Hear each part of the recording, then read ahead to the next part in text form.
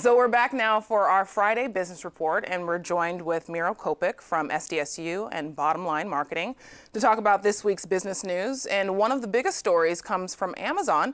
The company has announced that it's actually pulling out of plans to build a headquarters in New York City. And one of the reasons cited was lack of cooperation with some of the local lawmakers. So can you expand on what the backlash was all about regarding this plan that would have brought in 25,000 jobs to the area? Yeah, it was an interesting dynamic, and this goes back to the kind of the balance between corporate welfare and corporate greed, and how public domains are trying to deal with it. So you can deal with stadiums, and people are very used to that here in San Diego. But in New York City, the deal was made for this $3 billion investment or incentives between the mayor and the governor.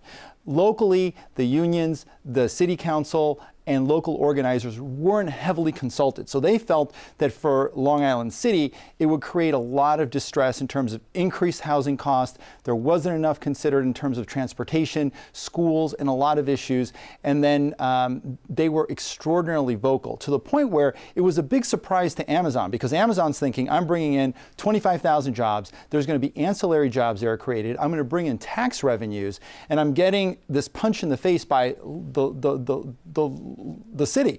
And for $3 billion, though, it's a major issue. And one of the criticisms that the local politicians said is that you can direct that money to bring in more teachers, to improve the infrastructure. That's a big deal. Now, what's interesting is that this is now a pattern. There's three examples that I'll quickly go over. This week alone, today, GE in Boston scaled back their headquarters. They moved from Connecticut to Boston a couple of years ago with the promise of some incentives from the state of Massachusetts, and they're going to sell properties, and they're going to scale back their presence. Another one was just before the election in Indiana, where Carrier, the air conditioning company, was promised $1 billion in incentives to keep jobs in Indiana. They still shipped half of them to Mexico. And the third one, which is a huge issue, is in the state of Wisconsin. Foxconn, which is a contract manufacturer for a lot of electronics companies, was given $4 billion in incentives. They built a plant. It's not staffed. Nobody's there. And it's a big black eye to the state of Wisconsin. And so with those three examples, the state of New York or the local politicians said maybe this is not the right choice. So moving on now to another major retailer, Target. There's talks to bring a mini Target to UC San Diego. Can you tell us how this might fit into the university's long-term future goals? The university is making a concerted effort to going from a commuter school to a residential school. They're building a lot of new dorm space, and to accommodate the number of people living on campus, they need to provide better shopping, entertainment, and dining opportunities. This Target takes the space in the Price Center, which is where the current bookstore is. It's going to be a 35,000 square foot location. It's going to cater to student needs, grab and go meals, dorm essentials. So the merchandising in the store is going to be really different. But to get everyone to understand that 35,000 feet is not that much smaller than the local supermarket that most of our viewers shop at, a Vons or a Ralph's or whatever, because a general Target store is about 2 to 2.5 times bigger. Target's very interesting in this because it's a win-win for both the university and Target. Target has over 20 of these concepts around the country at different colleges and universities like USC, Penn State, University of Florida.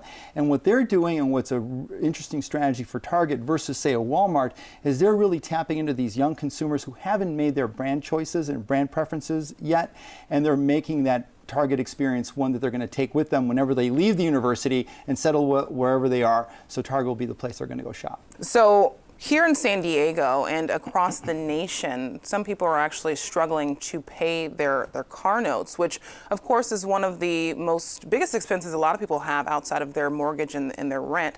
But what does it say about the economy that people are falling so far behind?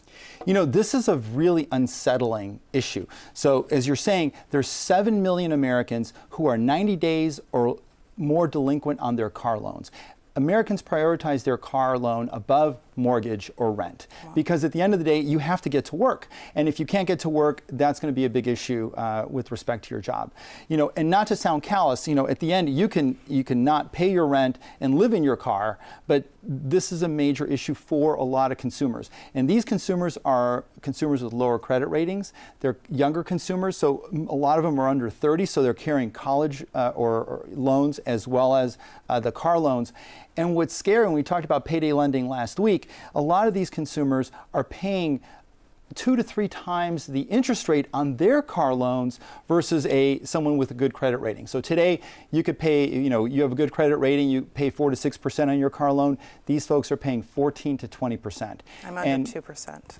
And 2%, that is fantastic. and what the issue is, not only are there 7 million, it's 1 million more than the worst of the recession almost 8 years ago. So this is a big red flag. The only possible silver lining in this is that unlike the housing crisis, the housing bubble in 2006, 7, and 8, car loans are about 1/10 of the size of the housing market. So this can have major issue for auto lenders and also for credit card companies, because people may use their credit card to kind of pay for some of these loans.